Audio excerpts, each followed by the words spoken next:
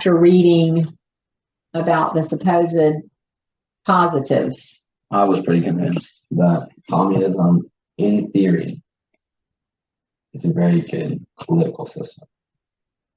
Because, well, like, I mean, it was talking pretty much like since everything's controlled by the government, then, like, you know, theoretically, everybody would just get what they want and what they deserve. So, I mean, it sounds amazing. It sounds great.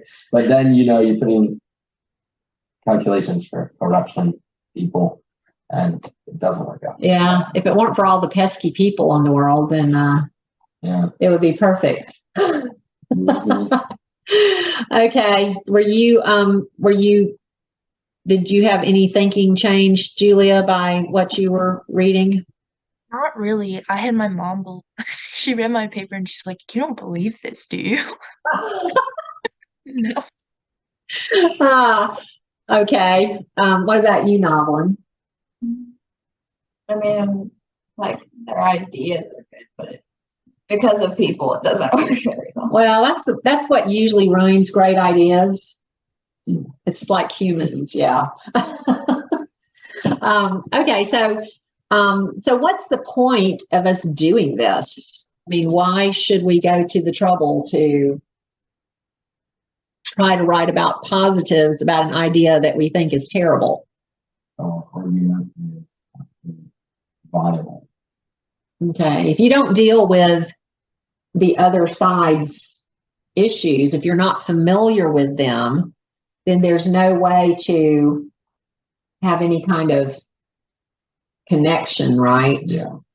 And sometimes I think we think that if we try to give any kind of positive support to somebody that has a radically different idea than what we believe, that somehow we're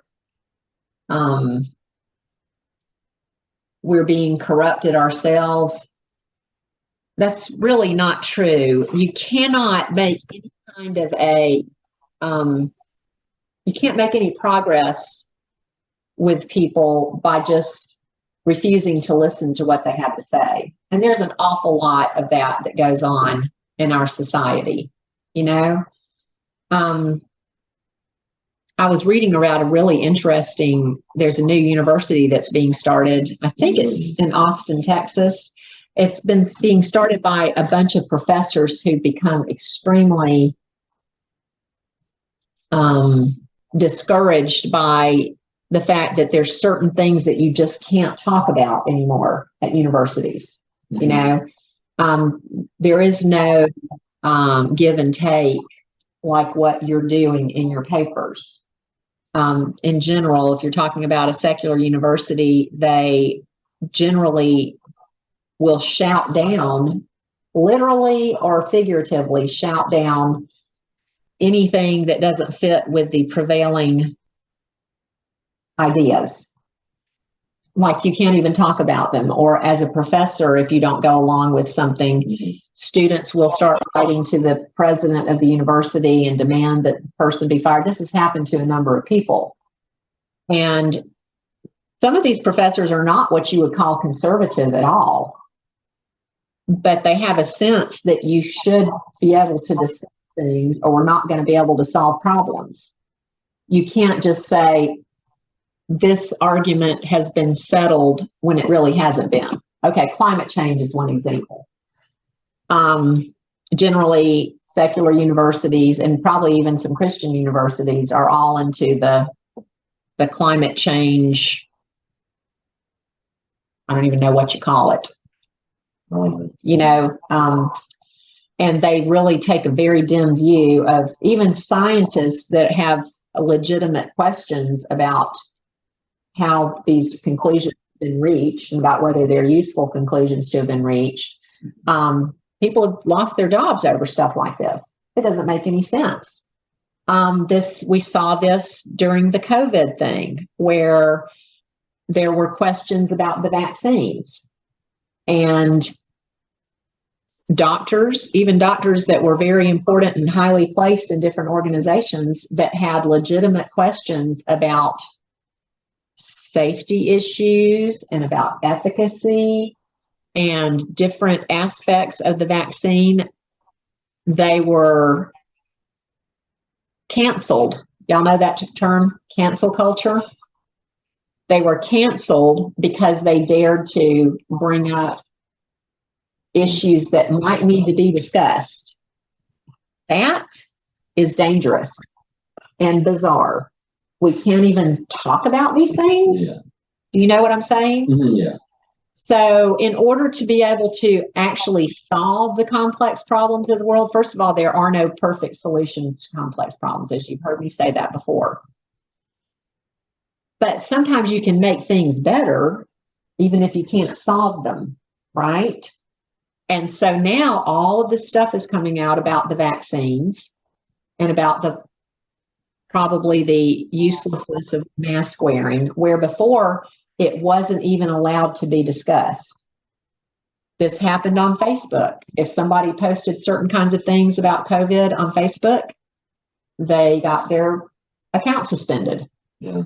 On Twitter as well. And Twitter. And so I don't understand this concept of we mustn't talk about it. Mhm.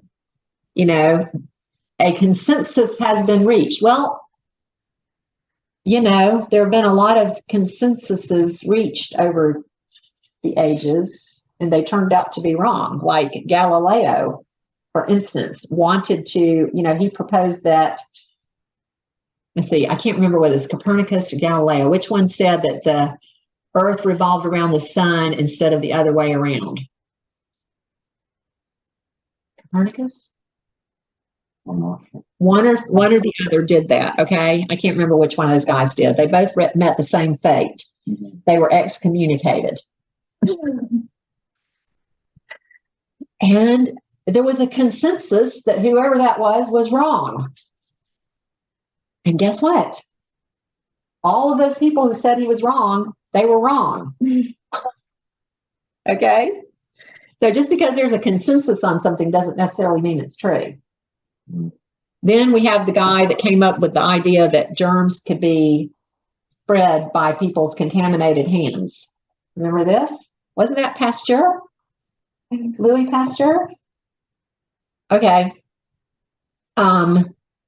People were outraged. The medical community was outraged because he was saying they were dirty. And it turned out that he was right. Okay? So it's not a solution when there's a complex problem to say, we're just not going to talk about this anymore. Consensus has been reached. Okay? There must be a free exchange of ideas. And you have to give that to your opponent as well. Okay? We'd all like it if everybody agreed with us. But that's never going to happen. And so in order to actually be able to have a society that isn't like tearing itself to pieces and also self-destructing, there has to be enough people that agree that we may not agree on things, but we still need to talk about it. Mm. Okay? And of course, cancel culture comes out exactly out of that closed-minded approach. And who knows what I mean by cancel culture? Okay. All right. Cancel culture, you know about that, Novelin? Cancel culture is when people are canceled. They are sort of banned. All like social media. Everything, and they're made to be a terrible example of because they dared to Sometimes it's not even like legitimate stuff. It's like stupid stuff. yeah. For instance, let's see. J.K. Rowling, and I've never been a Harry Potter fan, so, but J.K. Rowling has said some things that are not popular about certain issues that are going on in the world right now. And she has been banned. People talk about her like she's a terrible person, and they wouldn't even let her be involved in how many years has it been since Harry Potter was published? Like 20 or Okay, so she was excluded from the celebration of 20 years of Harry Potter, and she wrote it, you know? And that's bizarre. And it's because she took an unpopular view of a subject that is extremely popular right now. And I'm not even going to discuss that subject, but I happen to agree with her take on it. And so we can't even talk about it and have different opinions about things. That doesn't make any sense. So what I'm asking you all to do is the thing that people don't do anymore. Most people don't. And that is to try to give a good, honest look at the other side, not to change your mind, but to help you think of this is what some people think, and I don't agree with them, but I need to know what they think if we're ever going to have any chance of communicating. Maybe you would like to change people's minds about things. Okay? You can't ever do that if you don't know exactly what it is that these people think. Okay? And you can at least contribute to some peace in society by not acting the way people tend to act about people with different ideas. Okay? And we do need some peace in our society. We don't need everybody. There's always been a divergence of opinions on just any number of things in our society, but I don't know if it's ever been as violent as it is now, you know, where people could actually lose their jobs because they held the wrong opinion. So you all need to do something that totally grown people do not know how to do. Now, also, Dale Carnegie wrote a book called How to Win Friends and Influence People. Have y'all heard about this book? Okay. Is it a new book? No, it was written in the 1940s. Oh. Yes, and it's still the very best book of its type in existence. And he has a number of principles about how you go about actually winning people over. Okay. And it's very eye-opening. And one of the principles is that you need to give your opponent a fair hearing. And you need to try to understand things from their point of view. Doesn't mean you're going to agree with them, but you're never going to help move somebody from where they are to where you are if you don't do that.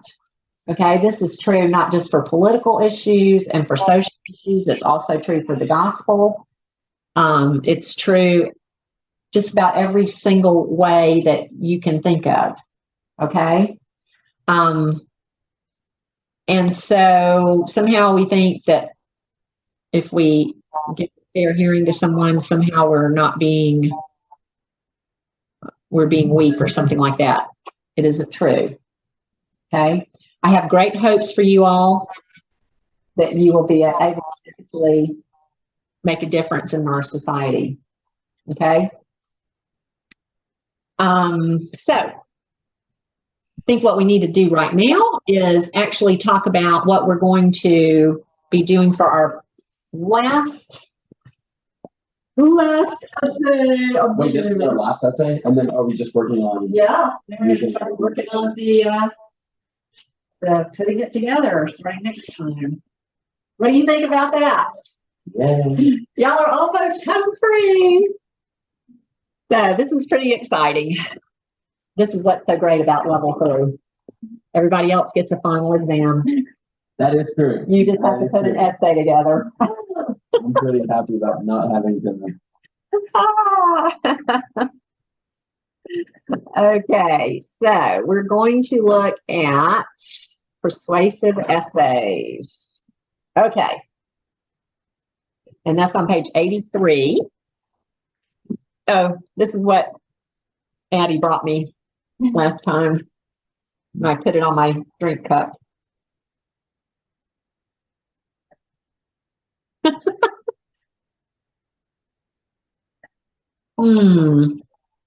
Okay, so page 83.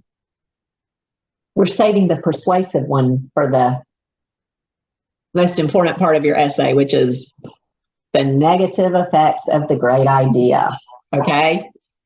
So far you have written your history of the great idea. You've written the positives, the purported positives of the great idea, and the negative effects of the great idea. Okay. So what is a persuasive or argument essay?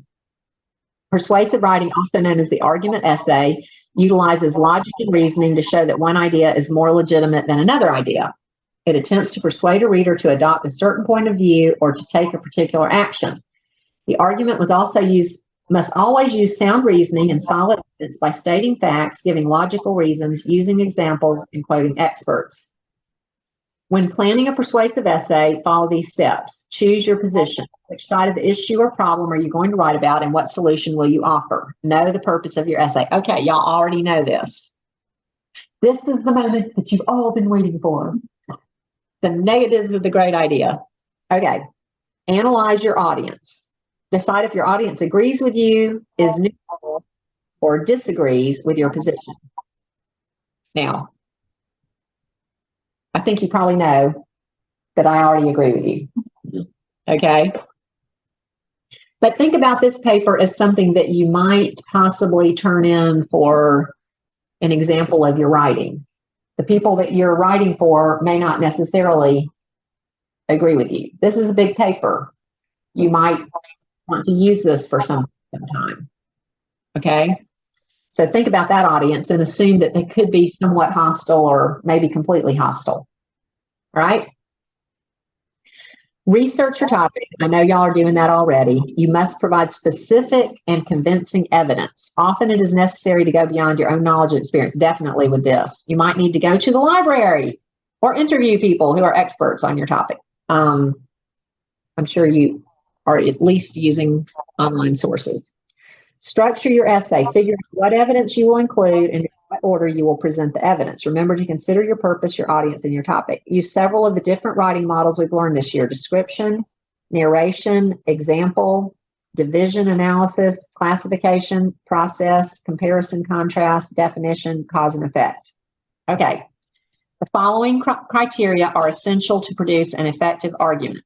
First, you have to be well informed. It doesn't do to just read a smattering of stuff that agrees with your position, okay? There's a lot of poorly written stuff out there and poorly argued stuff out there. So you have to be looking for really good, high quality stuff. It's especially true, I'm sorry to say, Julia, in the area of gun rights, gun control. There's just a lot of really poor stuff out there. Be sure that they're legitimate sources. Of course, that means we're not going to use what for a source? Wikipedia. Wikipedia. But what can you use from Wikipedia? You can go down to the bottom of the article and you can look up references to your heart's content. Okay? Test your thesis. Your thesis or argument must have two sides. It must be debatable.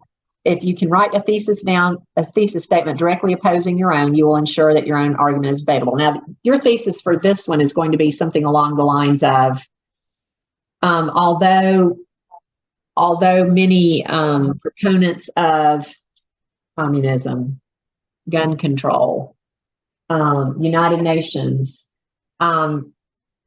have offered positive ideas about whatever it is. The actual working out of the great idea has turned out to be very negative or something like that. Okay. Let's see. Disprove the opposing argument. Y'all have already been writing about what those people say, so you don't have to do a whole recap of all that unless you want to mention like those three things in your introduction, which would be a good thing to do. Understand the opposite viewpoint of your position, which you've been working on. which is so great, y'all. I don't think you realize how great it is that you've gone through this exercise. And then counter it by providing contrasting evidence or by finding mistakes and inconsistencies in the logic. Well, you're going to be you're presenting contrasting evidence in this one. And support your position with evidence. Remember, your evidence must appeal to reason. Okay, the following are different ways to support your argument. Facts. There's a page somewhere on the internet about the number of people that have died under communism. It's a whole website. Have I talked to you about this? No. Okay, just a minute. Deaths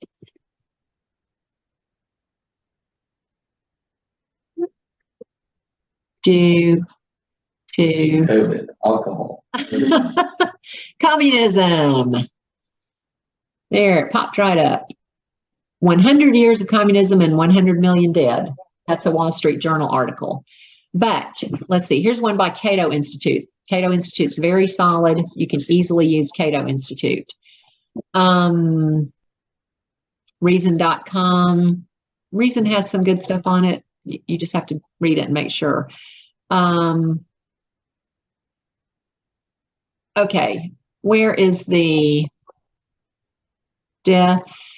There's a chart. It's called death counts. Death count.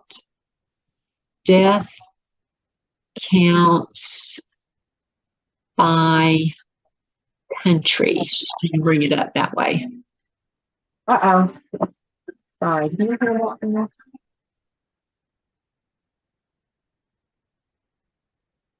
Okay. Hold on just a minute. Ah, where'd it go?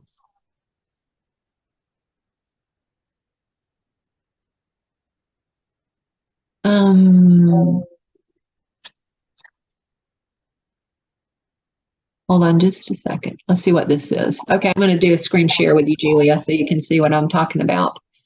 Okay.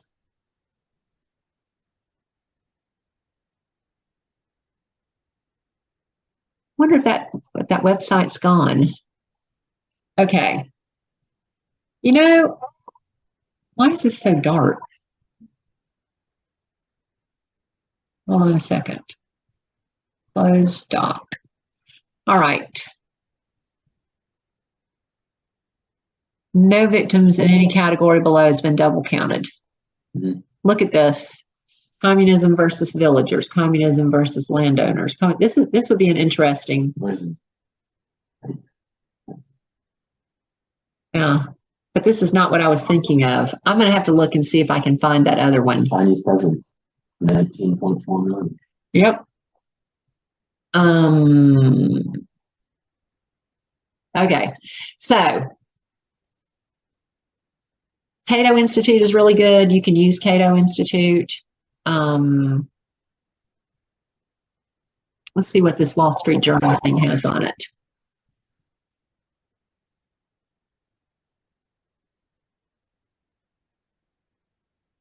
Oh, that's a subscription only. I hate that. Yeah. There's an actual website that just keeps count by country. Death toll of communism. Let's see.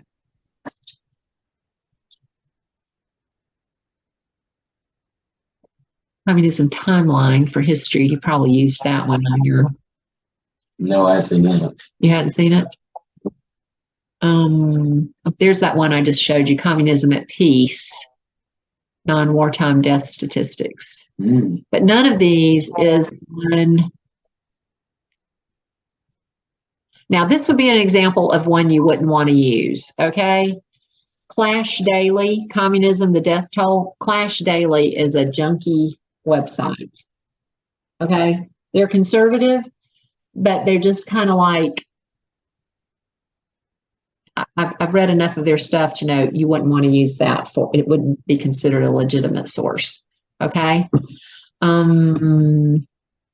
me see if I see that. It's like it's disappeared.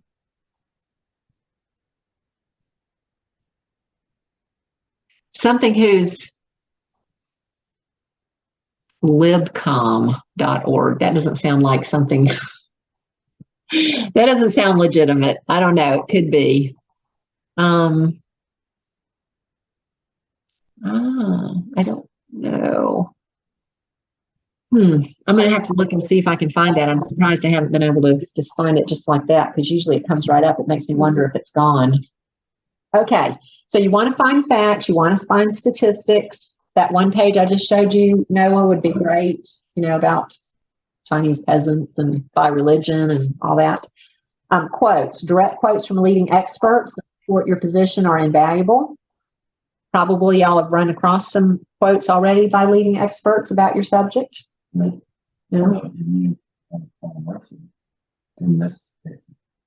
Oh, okay. Well, now you need to find,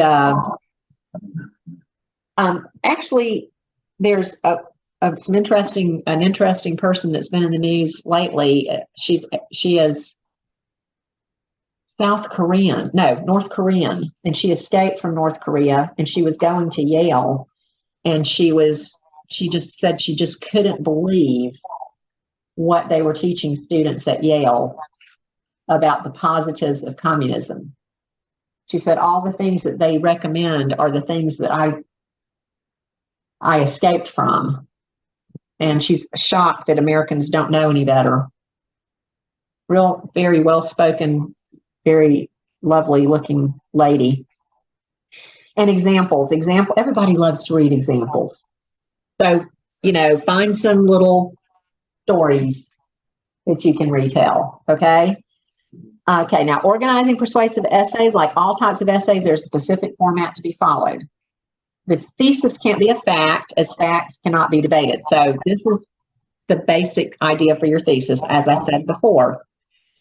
Although many arguments in favor of blah, blah, blah have been made, in reality, there are many more negatives that came as a result of the great idea. Okay. All right. Page 84.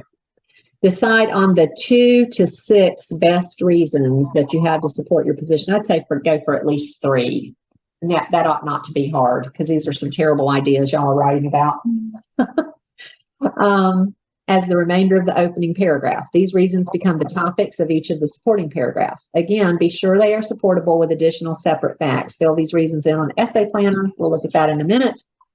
In the body of the essay, use specific evidence, examples, statistics, and not broad generalizations or personal opinions. Like something like, communism is just a really terrible thing. Well, that's true, but that's not what we're looking for here. We're looking for specific reasons and supported with facts, okay? Okay. Let's see. And you especially want to use your transitions. Now, y'all have been doing pretty well with the transitions. I want to remind you to bold the transition words, okay? And the transition words need to go at the beginning of each paragraph, besides the intro, of course. And new material, don't introduce new material in the conclusion. All right. So let's look at, let's see what it says there at the end of page 84. Great idea gone wrong, persuasive essay. Your persuasive essay will be the third mini essay of your super essay. This essay will attempt to persuade your reader that the great idea was actually a terrible idea. Okay? You will detail several important reasons that this is true. All right. And we're not going to look at super essays right now. We'll do that next time. Let's look at some examples of persuasive essays without looking at an entire super essay, okay? All right.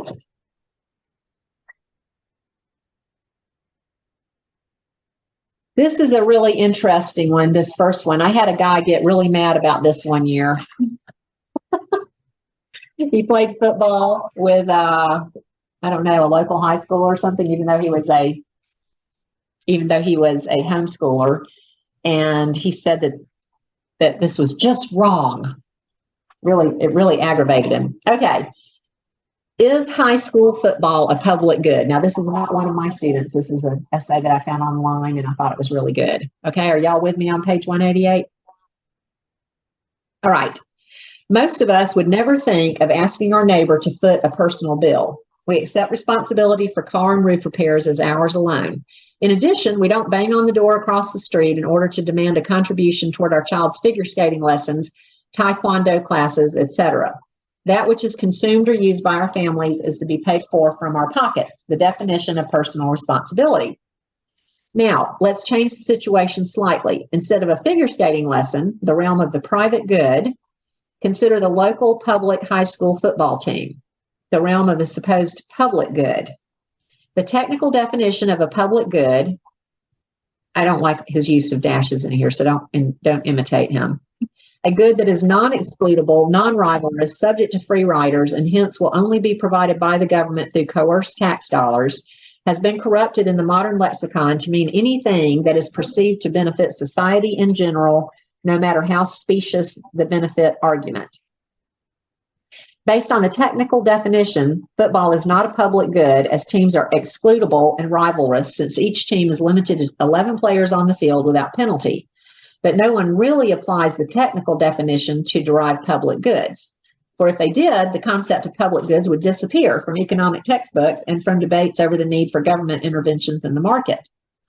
Instead, the collectivist definition, the vacuous yet now standard definition, applies to the general welfare argument to elevate football from a private activity to that of a public good. The argument goes something along these lines. Football is beneficial because it prepares boys for adulthood, keeps them off the street after school, and provides them with a place where they can excel. The public goods argument, as currently stated, says that the benefits that accrue to the child also accrue to society in general. In this collectivist view, raising children is the role of society, since society benefits when it's done right, a better workforce, and suffers when it's done wrong, more crime and criminals. But this argument can be applied to almost any expenditure that parents make while raising their children. Better be out jumping on ice or practicing a roundhouse kick than to be out loitering on street corners. Why limit the concept of public goods to football, basketball, baseball, softball? Based on recent history, it is only a matter of time before public goods subsume more activities with the cost spread over the community in the form of increased taxes, the complete socialism of parenting. The problem with the concept of public goods is that it misdirects the debate. In modern society, every action I take has a perceived positive, perceived negative external effect on other members of society. And most of the time, there are perceived positive, negative external effects occurring simultaneously. When I mow my lawn, one neighbor perceives the noise as a negative, reducing calm and tranquility, while another neighbor perceives my well-kept lawn as a benefit, invoking calm and tranquility. I use the qualifier perceive because the whole public goods argument for coerced funding of football teams is based on the perception of the observer. The parents of the football player, the player himself, as well as the local high school football fans, perceive the team and games as a positive for the community. Some say that it benefits the kids, while others says it strengthens the community. Both views see tax-funded sports, football in particular, as a winner for the community. Yet the parent struggling to make ends meet each month, the retiree living on an inflation-robbed pension, the lover of freedom, etc., see their ever-increasing tax bill as a negative. For the parent, a child's dental appointment goes wanting for the sake of the football team. For the retiree, the higher tax bill comes at the cost of a colder house in the winter. For lovers of freedom, additional money lifted from their wallets is another slap in the face by the collectivist.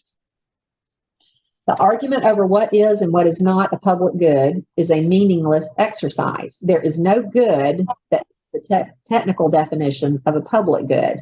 Of course, muddled logic can be applied to the definition in order to form a pseudo-public good out of the mire and subsequently justify increased government interventions in the market. But even muddled logic cannot turn a true private good, high school football, into a public good. So, who supports sports on the public dole? It's not just young athletes or families and fans. The school system is the biggest winner. When a new sport is added to a school's program, a new dependent constituency is created. Where lacrosse used to be the private responsibility of player and parent, it has become the public good funded by the community's tax dollar. The lacrosse bill is now split between parent and neighbor, and the threat of withdrawal of the tax-funded school district redistributed funding source frightens the parents of athletes into action. They rally behind the schools for tax increases, no matter the reason, no matter the amount. Sometimes the actions are overt, such as the school district stating that parents of athletes should support an operating levy since the additional tax dollars are less than the cost of sports, a cost that would be borne by the parents and athletes should the levy fail at the ballot. If every homeowner is forced to pony up an additional $500 in property tax, the parents won't have to pay the $550 in per-child athletic fees. By stating the need in this manner, the public school system admits that it engages in theft and redistribution as it takes tax dollars from homeowners to pay for bills that are the personal responsibility of those directly consuming the good or service, football parents and players in this case. Of course, the concept of public goods provides the cover of doing it for the kids and community pride so the parents can feel good about their theft through the ballot box. Ask your friends and neighbors if they are willing to split the bill for your child's Taekwondo class, not through some sort of fundraising activity, but a simple splitting of the bill, 50-50. Go ahead.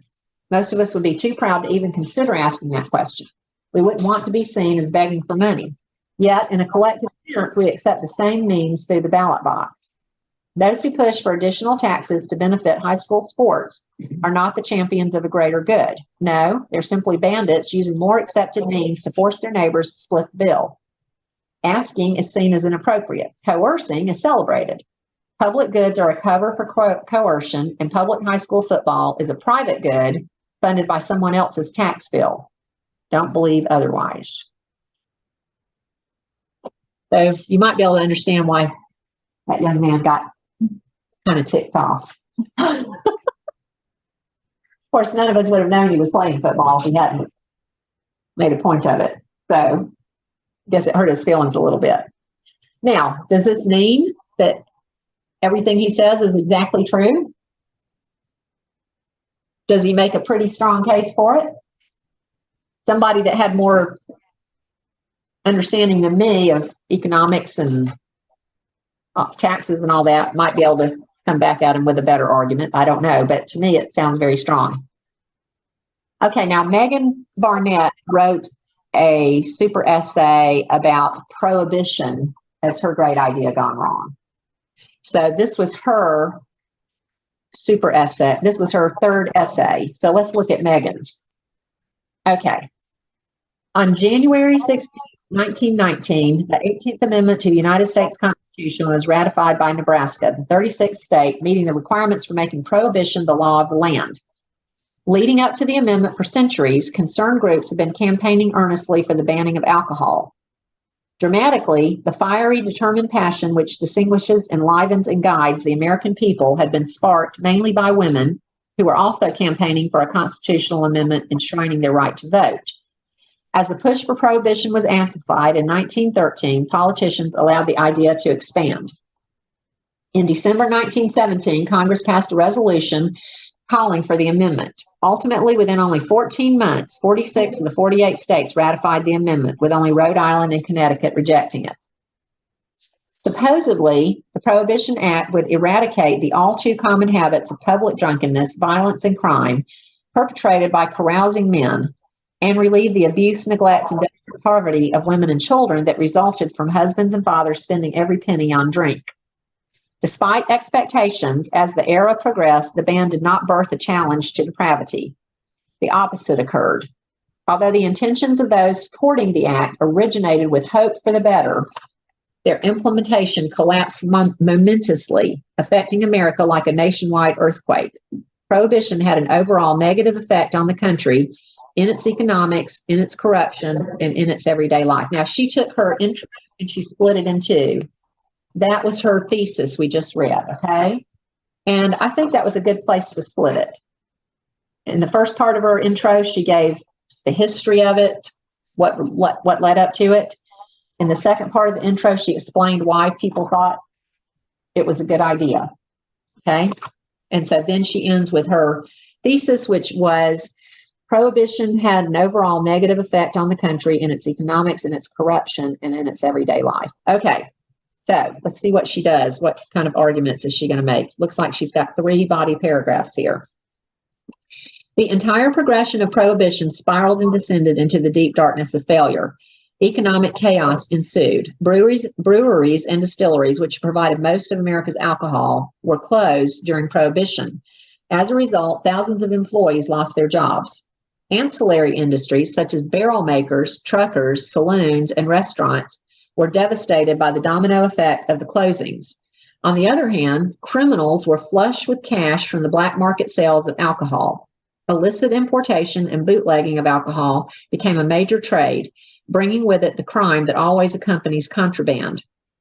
Some gangsters managed complex operations, defying the governmental authorities and utilizing scandalous tactics to gather roughly $100 million a year in profits. A lot of money now, it was a lot back then. As the final straw of the economic destruction, the Great Depression struck in the midst of the turmoil. Okay, that's her first one, economic chaos. Subsequently, crime intensified, rising to the new opportunities for duplicity, larceny, and slaughter. Some people respected the law. An unanticipated mass of people who disagreed with prohibition simply ignored it or flouted it. Contributing significant harm during prohibition, gangs and corruption accumulated much ground during its duration. Alarmingly, men like Al Capone embodied the organized crime condition that existed throughout the era. While criminal cultures were powerful and present before prohibition, the massive scale of skillfully underhanded dealing necessitated unprecedented measures. Gangs were forced to work together to maintain their domains. Civil communication was initiated. Deals were created. Rivals became allies. Without a doubt, the freedom in which these criminals operated was enabled through corruption in politics, since bribery and exploitation were present. Flourishing organized crime stands out as a main feature of prohibition. Additionally, everyday life was heavily and irrefutably impacted by the amendment. Since alcohol was still permitted in pharmacies and religious observances, a rise in fraudulent illness and a surge in supposed spiritual interest arose as people tried to access legal alcohol. Even worse were the effects from illegal manufacture and sale. Despite its long-term harmful effects, pre-prohibition alcohol was relatively free of contaminants. People who indulged did not have to skulk about in sinister and hazardous places in order to obtain it. Contrastingly, the act that was supposed to eradicate drinking prodded people to pursue risky sources. Dangerously, when moonshiners and other illegal producers operated their makeshift stills, they endangered the drinkers with their lack of technique. Resentful and reckless, people who wanted to drink ran the risk rather than be deprived.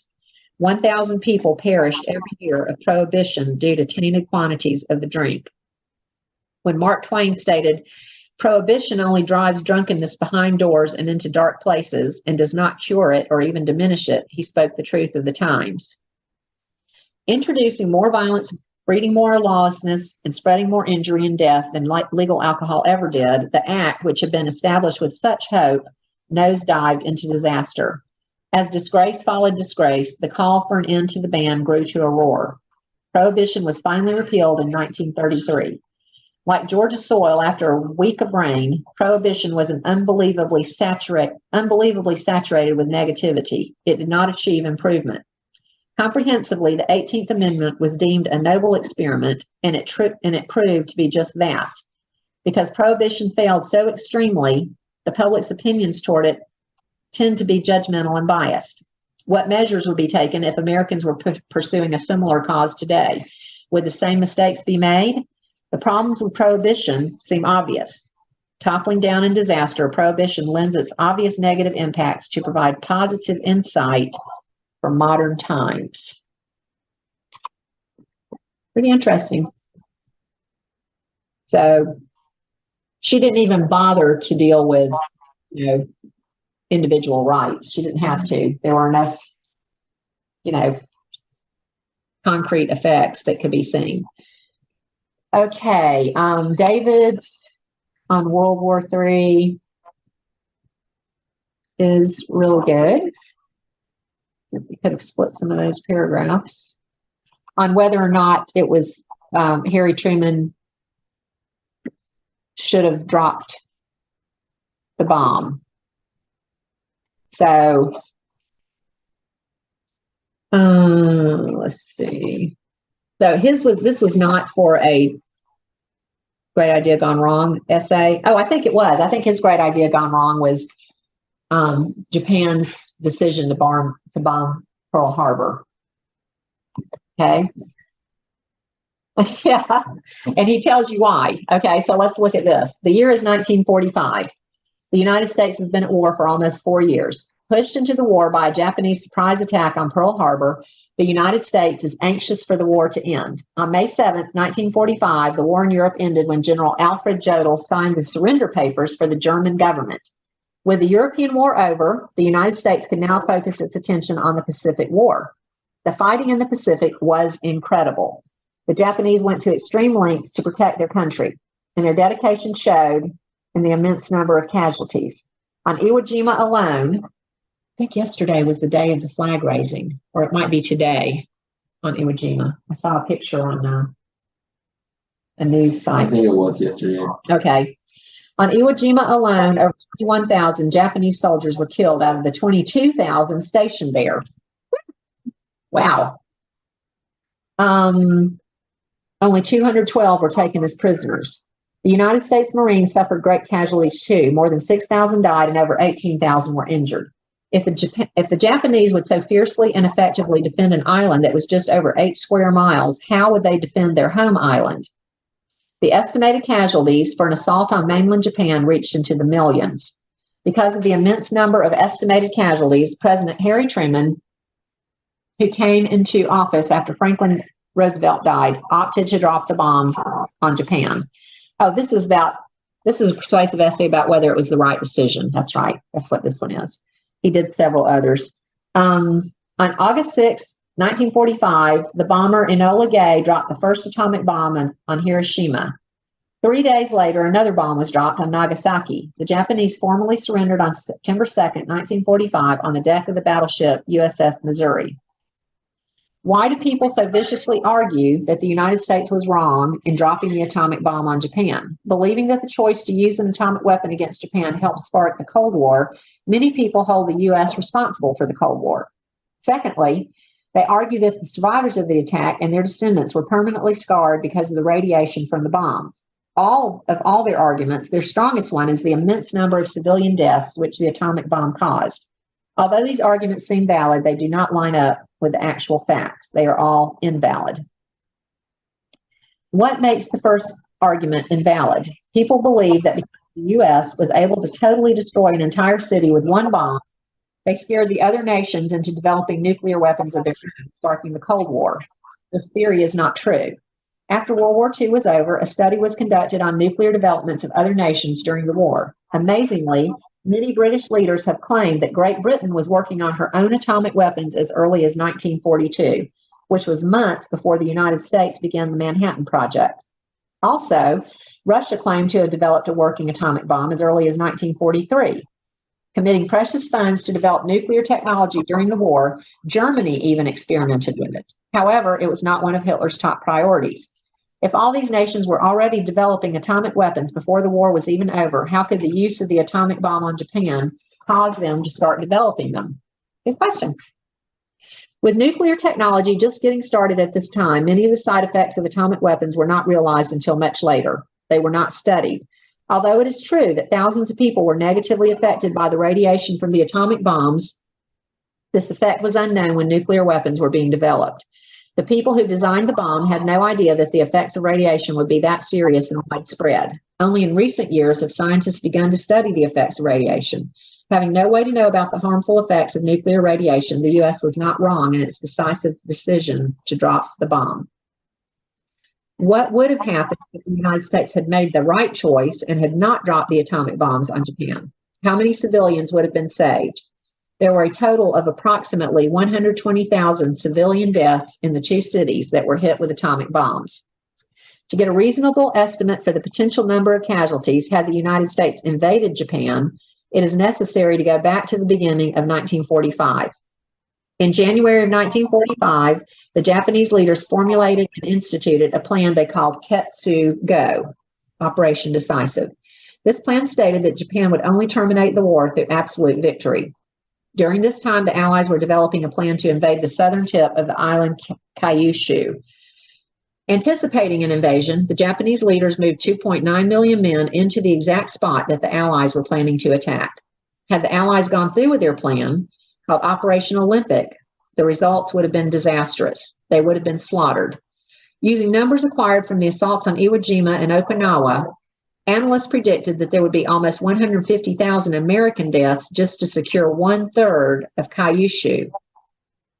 If the Russians invaded Japan from the north at the same time, then the total number of deaths skyrocketed to over 275,000. The Japanese, meanwhile, expected to lose about 400,000 if the Allies invaded. If the Allies proceeded with Operation Olympic and drove all the way to Tokyo, the estimated number of deaths for both sides neared 2 million, with over 15 million injured. When President Truman saw these estimates, he hastily approved the use of atomic weapons against Japan, hoping to avoid the necessity of invading Japan. Fortunately, the atomic bombs did end the war, with only 120 Japanese deaths. By dropping the atomic bombs, the United States saved over 15 million people. In the end, millions of lives were saved because the United States chose to drop the atomic bombs. Despite all the fierce opposing arguments which protesters throw out, the United States made the right choice. Choosing to drop the bombs instead of invading Japan, the United States has endured severe criticism for it ever since. However, they have stood strong. Most importantly, because the United States dropped the atomic bombs, there have been no other instances of nuclear weapons being used in wicked, wasteful warfare. When the world saw the immense power that nuclear weapons possessed, they realized that if a nuclear war started, it would be disastrous. Frighteningly, had the United States not dropped the atomic bomb, World War III may have occurred. That's where he got his title, World War III. So, okay, the next one is a persuasive essay about why everybody should do ballroom dancing. My kids do too. Do you do social? Jonathan and Kayla did social in 8th grade, but nobody else did any more dancing until Jonathan and Kayla had graduated from high school. And then a guy in our church had started going to ballroom dance, and he had a birthday party for himself there, and he invited the choir. And Jonathan and I were in the choir, so we all went. And he said, y'all need to come on Friday night and do the dancing. And so they all started going, and all three of them just fell in love with ballroom dancing, and they all love it. So, okay, magnificently choreographed. Let's look at this one. These are all just, now this was not a great idea gone wrong essay. This was just a persuasive essay. You'll be interested to know that until I think Grant was in his 2nd year of level 3. I just kept making my kids do the classes over and over until they finally graduated and escaped from me. I didn't ever think of working on the super essay in parts. We'd get to class 12 and I'd say, okay, it's time for us to start writing the super essay. So aren't you glad you don't have to do that now? Okay, so this was a persuasive essay before that year. The music begins. Gliding across the mural-like floor, Fred Astaire and Ginger Rogers dance with enthusiasm and elegance. While her gauzy dress flutters from side to side, Ginger engages in a number of twirls and dips, which thrill the audience.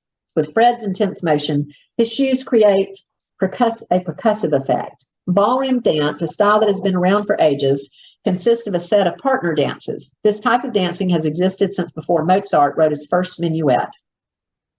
Obviously, the styles have changed throughout the years. Now the types of ballroom dances are clearly defined by the international standard. Although partner dances were popular for most of recorded history, during our time, its popularity has declined rapidly. Many young adults believe that it is not in style or hip enough, and they are fearful that their equally insecure friends might ridicule them. I love that sentence. Others may not dance due to the fact that their reluctance is understandable. Even so, because ballroom dance is such an outstanding and useful art, everyone should consider it. Knowing how to dance, people improve their social skills and opportunities. When attending dance, the chance of meeting new people is very high. Older and younger people mix. More experienced dancers help newbies. Often, people make friends. The reason this is possible is that it is an accepted custom at dance events to dance with people one does not know. This provides a comfortable atmosphere for beginning new relationships. Despite the fact that not many kids dance, there are still some that do. Dancers are able to meet their friends easily whenever they want to socialize. It is a cheap luxury. Thankfully, one is not forced to dance every dance. Dance events allow plenty of time for conversation and goofy fun. Digging guys who can dance, girls enjoy a guy that makes them look as if they knew a huge number of dance moves. Ballroom is an outstanding social activity. How many people find aerobic exercise they actually enjoy? This is only one of the many useful and beneficial aspects of ballroom dancing. When dancing, people not only enjoy themselves, but also exercise their muscles, lungs, and cardiovascular system. Most of the dances, such as swing, rumba, salsa, foxtrot, waltz, hustle, and American tango, are physically demanding. Developing stamina and strength, dance helps prevent health issues caused by a sedentary lifestyle. At formal occasions, such as weddings, ballroom dancing is also advantageous. It makes the event pleasurable. Assuredly, anyone who participates in dance lessons will be able to enjoy himself without embarrassment at his wedding. Ballroom dance is a functional and practical occupation. Before people spend time and money on the most exciting yet graceful activity of ballroom dance, they may not understand the exhilaration and magnetism of the art. Do you think that's true? No? Yeah. Yeah. After attending their first lesson in dance, many people are hooked. Ballroom dance is addictive. Of course, it requires commitment and practice if one is to become an outstanding dancer. Fortunately, it is a delightful and affordable way to spend time. Notably, ballroom dance is wholesome, except for the disgraceful, disgusting, and debauched Argentine tango, which is downright lewd. If some kids are shy, it actually will benefit them to dance because they will be around different people in a relaxed setting. Ballroom dance helps build confidence and social skills. All youth should take part in magnificent ballroom dancing. Let the music begin. I've actually never done the Argentine tango. I don't think anybody that we've ever been involved with actually taught the Argentine tango, so I don't know. But tango is nice. I think the Argentine tango is just a particularly, well, you see what Grant says about it. I've never actually even seen it. So, okay, now this is a hilarious. You know any of the shepherds? Yeah, I know one. Jack. Jack. Okay, he's the last shepherd I had. But I had Cam, Kitty, and George all in 1 year for level 3, level 2, and then level 3. And this was Cam Shepherd. Back before I started doing persuasive essays specifically about the great idea gone wrong, I let them pick any kind of persuasive thing they wanted to. Grant picked ballroom and Cam picked this. This is hilarious. Okay. My watch is most interesting. Having worn it for 2 years now, I can barely imagine going without it. From the worn down strap to the scratched glass face, from the battered, busted buckle to the luminous numbers brightly lit. When asked, I could describe it accurately with my eyes closed at any time. Since the time I purchased it years ago, it has been with me on every adventure I've had, constantly by my side while traveling thousands of miles, helping me count down the minutes till the end of awkward conversations, and keeping me company during sleepless nights. Using, bruising, and battering my watch has shown me that it truly is the best watch in the world. Some people might say that it's crazy for me to claim that my watch is the best. How could you say that without seeing all the others in the world, they ask. Others would say that it is ridiculous to harbor such feelings for an inanimate object. Still others might object to the idea of someone bragging about one of their possessions. Although I respect their feelings, I know they are wrong. This guy just kills me. One of my watch's nicest qualities is its comfort. What genius first decided to strap a metal box onto his wrist that told him what time it was? Since his time, I'm sure that watches have come a long way. Perfectly contoured to the shape of my wrist, my watch, which, by the way, is not a particularly expensive or nice watch, causes me zero discomfort throughout the day. Although I'm sure that there are many watch bands out there that are just as nice as mine, one of my biggest fears is the day that the strap of my watch will break. My watch is comfortable. 3 other reasons why my watch is great are its accuracy, durability, and luminosity. Truly, there is nothing more annoying than an inaccurate watch, because the casing of my watch makes it water resistant for up to 200 meters, and it has withstood being beaten, lost, and run over twice. It is one of the toughest watches I know of. Concerning the luminosity of the face of the watch, it can last in total darkness for up to 1,000 months, which is something I can look forward to checking if I'm ever trapped in a cave. It is accurate, durable, and luminous. Those are 3 wonderful traits. The final but most important reason I love my watch, So it's because it not only feels, but also looks beautiful. Truly, I cannot count the times I have stood in front of a mirror, noticed that simple band of elegance hanging from my right wrist, and had to tell myself, Cam, you look good, and that watch looks magnificent.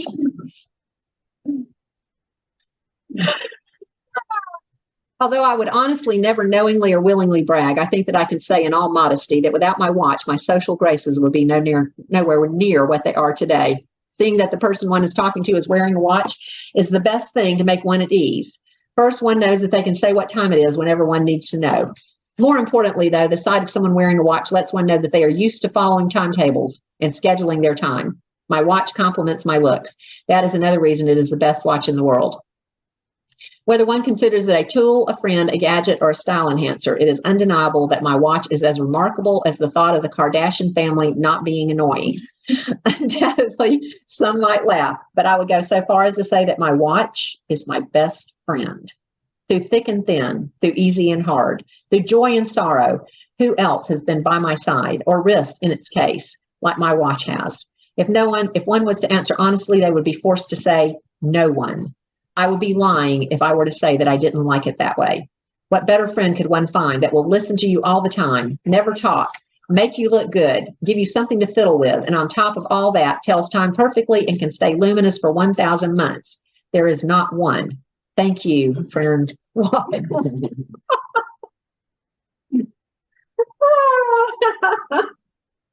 is definitely the most creative and goofiest essay I think anybody has written in my class over the years.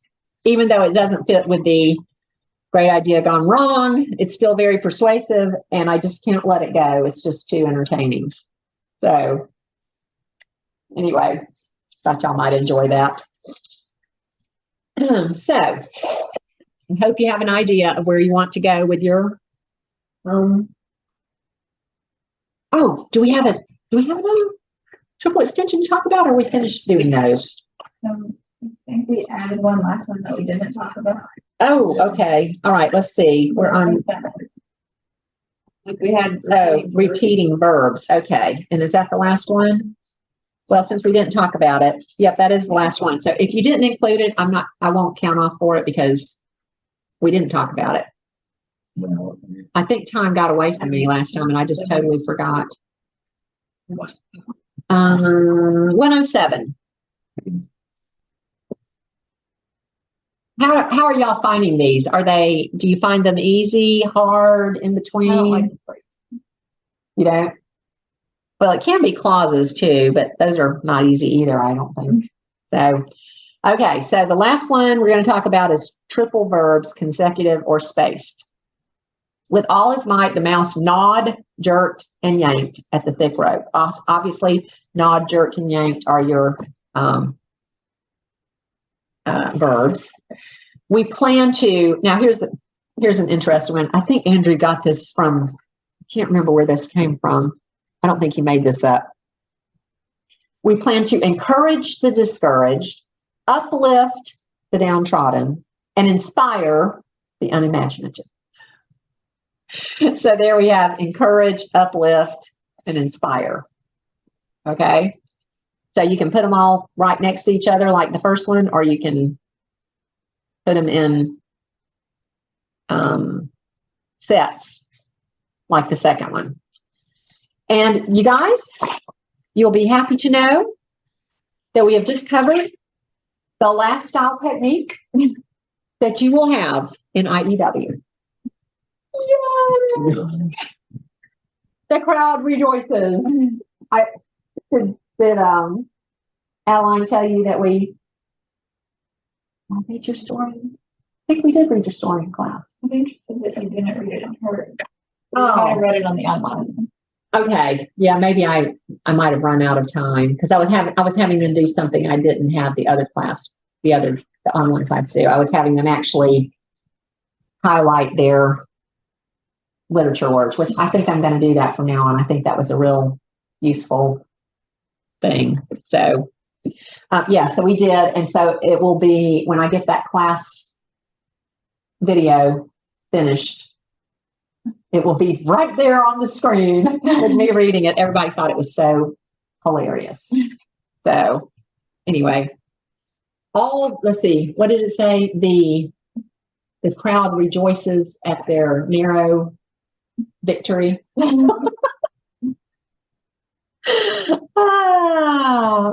so y'all have done all the IEW style you'll ever have to do. That's a great feeling, isn't it? All right, let's see if there's anything special that I just need to mention. I don't think there is, but I've forgotten stuff before. So, my turn. What 11? Yeah, 11. I'm an 11. Okay. All right, let's see. I do want you to have 3 sources. I think I might actually use like pretty much the same sources as mine because half of them were like 20 different reasons for good and bad. Oh, And it was okay. like 3 good and then a bajillion bad. Okay, that's great. Oh, I was very interested in one of your websites that you used for your comparison essay. Diffin. It says compare anything, compare any 2 things. And you compared World War I and World War II. Mhm. I think that was yours. And I went on and looked at it, and that's got a lot of potential. I'm going to have to try to kind of I investigate don't that. remember that one. Let me show you. I mean, I think I remember. I don't. Yeah, it was it was a really neat website. Now, they have some categories listed, but wars weren't one of them. Yeah. I mean, you can put in things and it might not actually come up under one of those categories. Diffin, compare anything. Diffin, discern, decide. Yeah. So like, I put in Napoleon and Hitler, but it didn't have anything. But you can actually make you can actually make an account, and you can actually go in there and write the article. Oh, really? Diffin, Diffen. So let me show you. Let me show you, Julia. This is really cool. It has a lot of potential. Now, of course, whoever's writing the article, it's dependent on them actually, knowing what they're talking about, right? Diffin. Let's see. It comes up. Compare anything. Okay, let me do. You don't remember this? No, I remember. I guess like reading about World War I, I guess the World War II. I don't remember You had like 3 different websites, I think, that you used. Yeah, well, I used Britannica. Okay. 3 times. Yeah, Britannica is a really good, reliable source. Oh, but you can okay, so compare anything. So let me do World War I. Okay. 2 and World War I. Okay. So this is what came up so this has a pretty extensive article. They actually have a comparison chart. Triggers. That helps so much. Triggers and causes, genocide, methods of warfare, outcomes, nature of war. There's even a little video. I didn't watch it, but whoever did this went to a lot of trouble to really make the article. So then I put in Napoleon Dynamite. I love that movie. And Hitler. Adolf Hitler. Okay.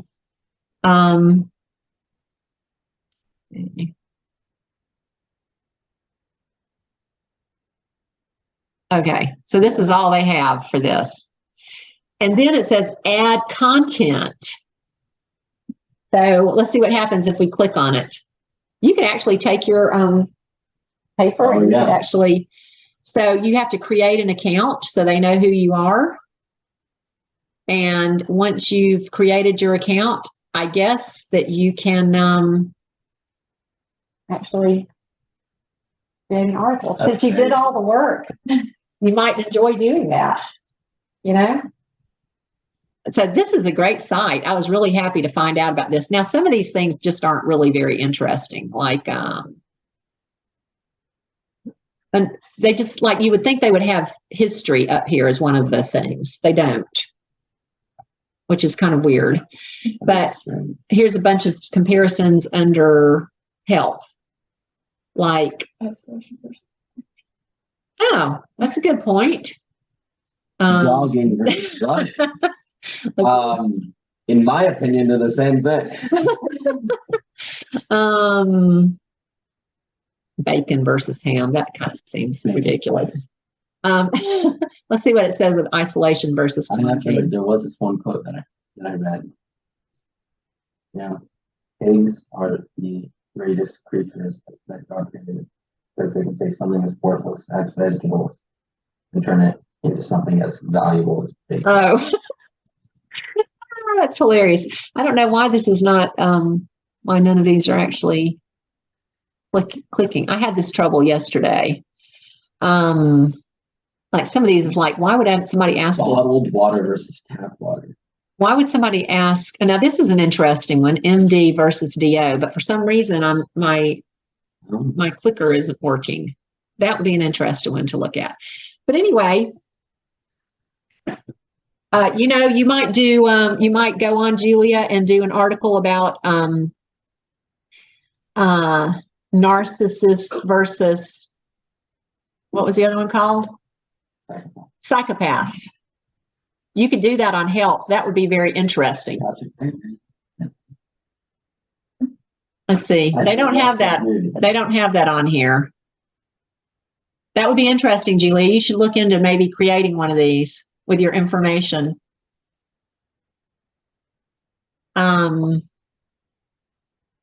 Anyway, I really like this website. It has a lot of potential. I didn't realize it was so cool. Yeah, it's really cool.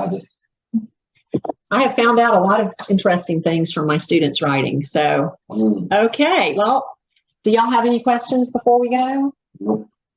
No? Okay. Well, I'll see you back here in 2 weeks.